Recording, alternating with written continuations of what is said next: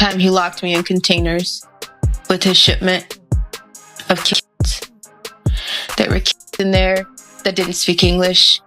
There were kids that were sick and that were already dying. There were babies. There were babies that were 6 years old, and I'll never forget them just crying, and everybody was just staring at them. Everybody was just staring at each other.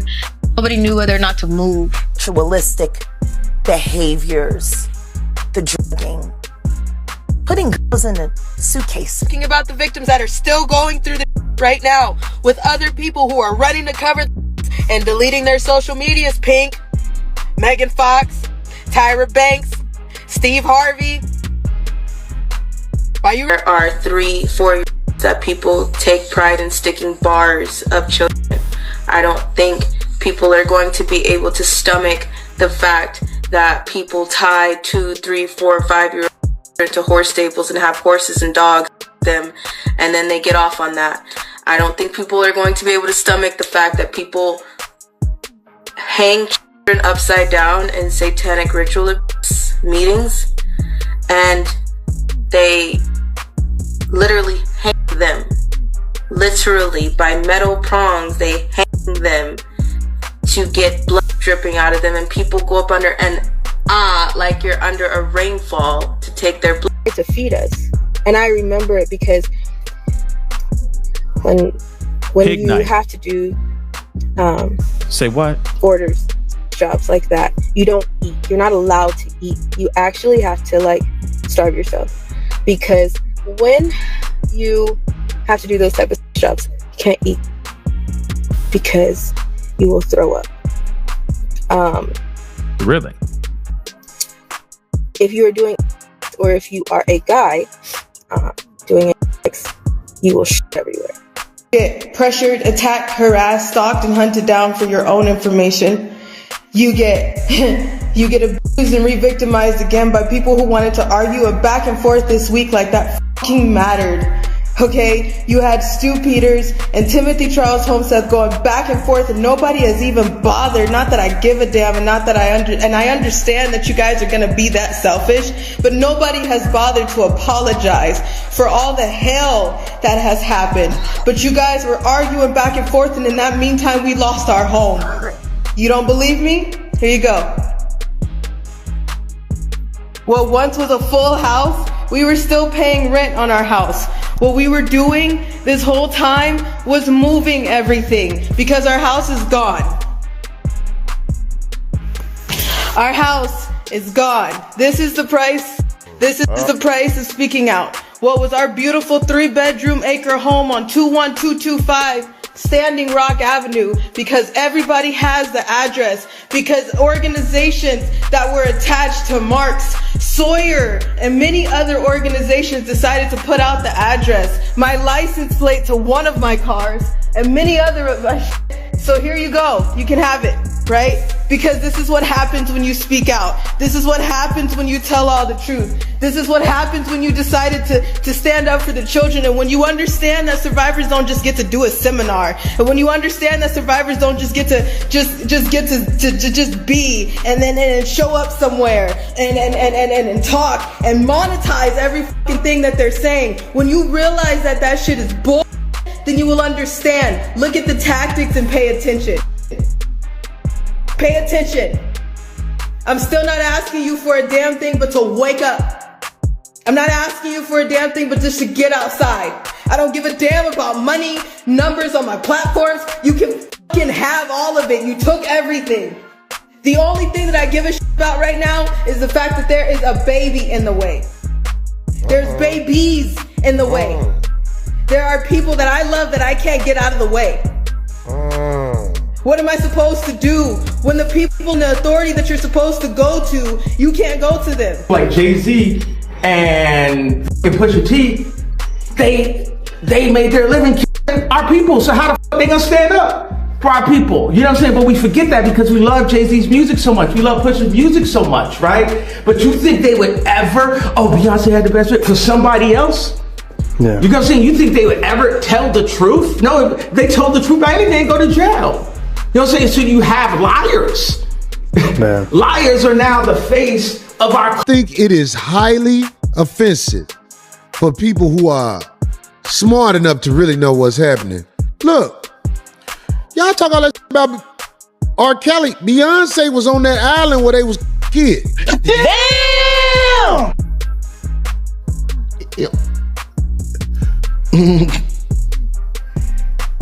Beyonce was on Pedo Island. Beyonce and the camel. Yeah. They said she was in there like, uh-oh.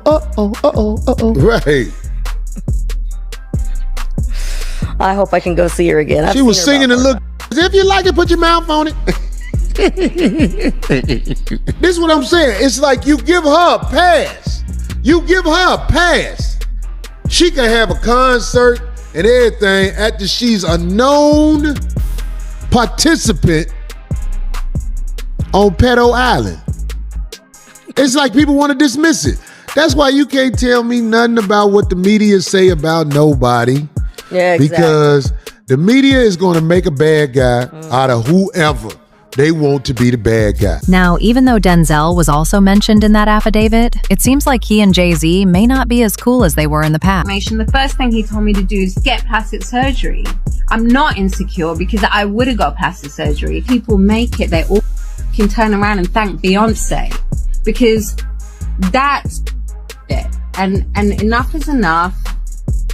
Coming for everyone now. And even Adele, when she gets an award, she thanks Beyonce. Oh, I didn't want to drip myself in blood and cover myself in swimming goop, in black goop, and fucking like wear devil horns to fucking sell a record.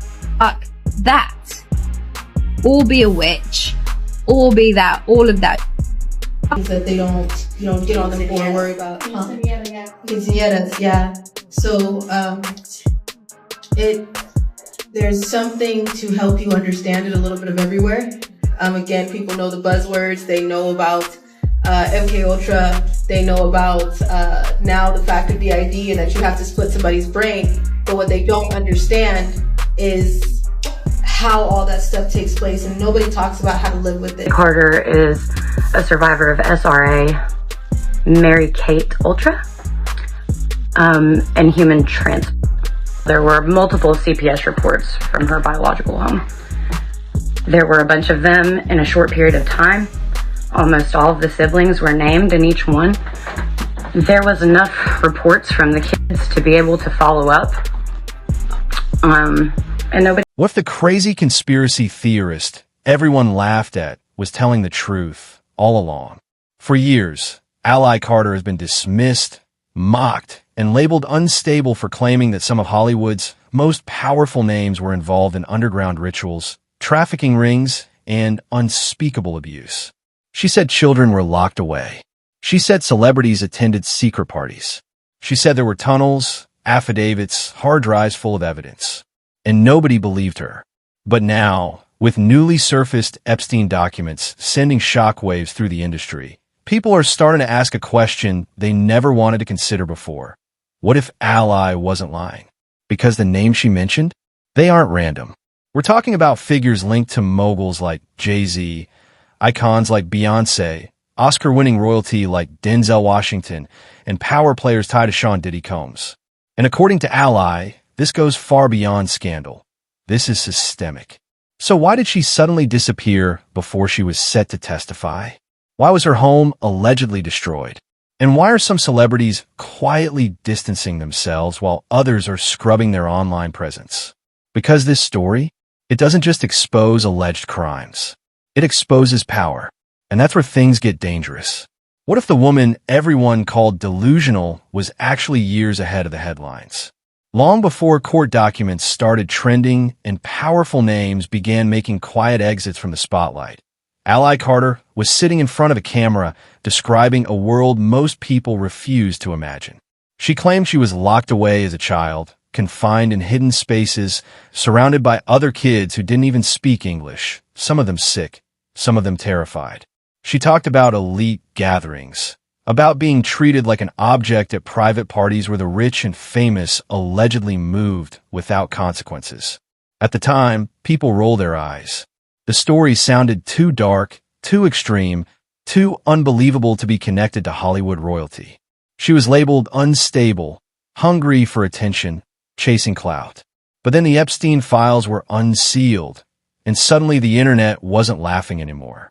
Because the themes Ally had described, powerful men, secretive gatherings, underage victims, silence protected by status, didn't feel so impossible. And that's when the questions started creeping in. Was she ahead of her time? Ally Carter describes herself as a survivor, not a celebrity, not an influencer, not someone with a Netflix deal waiting in the wings. She says she was trafficked through elite circles as a minor and kept in underground locations for years. According to her, there were tunnels, private estates, coded invitations, and a hierarchy of power that determined who could do what and to whom. She insists she has evidence, a hard drive, affidavits, detailed statements naming individuals she claims she saw firsthand. She says she filed documentation and spoke up knowing full well it would cost her everything. And here's the part that complicates the narrative. She wasn't selling a book. She wasn't charging for access. She wasn't monetizing her story behind paywall. If anything, she claims speaking out destroyed her stability. That leaves the public stuck in an uncomfortable middle. Is she a whistleblower the world ignored, or a wild card who constructed something too massive to verify? Either way, she refuses to back down. Then come the names. Not random D-list personalities, but cultural giants. She has alleged that figures connected to mogul circles included people like Jay-Z and Beyonce, names that carry global influence and carefully curated reputations. She has also referenced Oscar-winning actor Denzel Washington, along with music industry veterans like Birdman and Young Jock. To be clear, these mentions stem from her affidavits and public statements. None of these figures have been charged in connection to her claims. But once the names were out there, the internet did what it always does. It started connecting dots. A clip went viral showing Denzel seemingly ignoring Jay-Z at a public event shortly after Epstein-related documents made waves online. Was it coincidence? Awkward timing? Or something deeper? There's no confirmed feud, no official statement. Just a moment that fueled speculation at exactly the wrong time. And in the court of public opinion, timing is everything. The real shift came when Jeffrey Epstein's document releases reignited global scrutiny around elite networks. For years, conversations about secretive parties and powerful figures felt like fringe internet theories. But once flight logs, testimonies, and court filings entered mainstream discussion, the atmosphere changed. People who once dismissed any mention of hidden misconduct began revisiting old clips, old interviews, old accusations. Viewers started saying, wait, didn't she talk about this years ago? The similarities, private islands, celebrity proximity, underage victims shielded by influence, weren't identical, but they were close enough to make people uncomfortable. The laughter turned into side eyes. The mockery shifted into curiosity. And curiosity is dangerous when power is involved. Then the story took another turn. Ally claimed she began receiving threats. She posted emotional videos saying she felt watched. She alleged that armed individuals had been sent after her. At one point, she showed footage of her home after what she described as a break-in. Rooms torn apart, belongings displaced, a message without words. She said this was the price of speaking out. There were rumors she was expected to appear in connection with high-profile proceedings tied to entertainment figures, but she vanished from public view before that could happen. Supporters claimed she had entered witness protection. Skeptics called it another dramatic twist.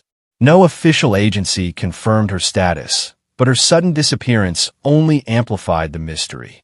Because when someone makes explosive claims about powerful circles and then goes silent, the silence speaks louder than the accusations. And now the question isn't just whether she was telling the truth. It's why the story refuses to die. And this is where the story fractures the internet straight down the middle. On one side, you have people calling Ally Carter one of the bravest women in the industry, a survivor who risked her safety to expose what she believes is a hidden system of abuse operating behind red carpets and record deals. They point to the timing of document releases, to celebrity associations that suddenly look suspicious in hindsight, and they argue that history has shown us again and again that whistleblowers are mocked before they're vindicated. To them, Ally isn't crazy, she's inconvenient. But on the other side, the skepticism is loud. Critics say her claims are too sprawling, too cinematic, too extreme to be credible. They argue that in an era where receipts are everything, extraordinary accusations require extraordinary proof. And because no major indictments have directly validated her specific allegations, they see her as another internet personality who spiraled into conspiracy culture. The divide is stark, hero or hoax, truth-teller or fantasist. There seems to be no middle ground. What's perhaps more interesting than the debate itself is the silence hovering above it. Major outlets haven't done deep investigative specials on her claims. There's no primetime sit-down dissecting every detail. For supporters, that silence feels intentional, a sign that powerful interests protect their own. For skeptics, it's proof there's nothing substantial to investigate. But the absence of mainstream engagement has only amplified the online conversation. Because when the media doesn't address something directly, people fill in the blanks themselves. An Ally isn't the only artist to hint that something strange lurks behind the glamour. British rapper MIA has openly spoken about feeling pressured by the industry, claiming she was encouraged to alter her appearance and participate in symbolism she wasn't comfortable with. She's described moments where she felt the machine wanted her to conform, aesthetically, spiritually, commercially. While her comments don't confirm Ally's allegations, they feed a broader narrative that the entertainment world can demand more than just talent. They suggest that behind the polished award speeches and chart-topping singles, there may be expectations most fans never see. And that's where this story stops being just about one woman's testimony and starts becoming something bigger. Why do powerful figures so rarely face lasting consequences unless overwhelming evidence forces action? Why do fans rush to defend celebrities they've never met as if criticism is a personal attack? Is it loyalty or is it branding? Because modern celebrity isn't just about music or movies. It's billion-dollar empires, fashion lines, streaming deals, corporate partnerships. Entire economies orbit around certain names. And when a brand becomes that valuable, protecting it becomes a priority, not just for the celebrity, but for everyone financially tied to them. There's also the uncomfortable truth that people don't want their idol shattered. It's easier to dismiss an accuser than to accept that someone whose lyrics defined your teenage years or whose films inspired you could be flawed, or worse.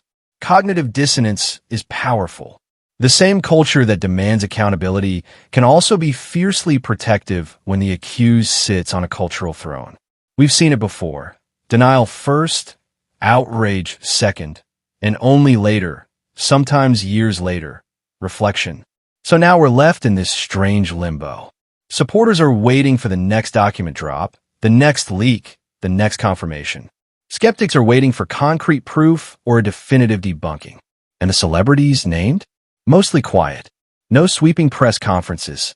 No detailed point-by-point dismantling of every allegation circulating online. Just carefully curated appearances, business as usual. And here's the tension that keeps this story alive. If even a fraction of what Ally claims is true, it would fundamentally change how we understand Hollywood power structures. It wouldn't just be scandal, it would be systemic. But if it's completely false, then why hasn't it been thoroughly and publicly dismantled in a way that shuts the door for good? Why does the conversation keep resurfacing? Why do certain relationships look strained right when public scrutiny spikes? Why does distancing seem to happen quietly instead of loudly? And if Ally really does have more evidence waiting to be released, more names, more documents, more specifics, then somewhere, someone is watching very closely. Because the most dangerous thing in any powerful circle is an accusation. It's proof. One thing is undeniable. This story isn't fading. It's evolving. And whether it ends in vindication, exposure, or silence, the ripple effects are already here. And something tells me this isn't the final chapter.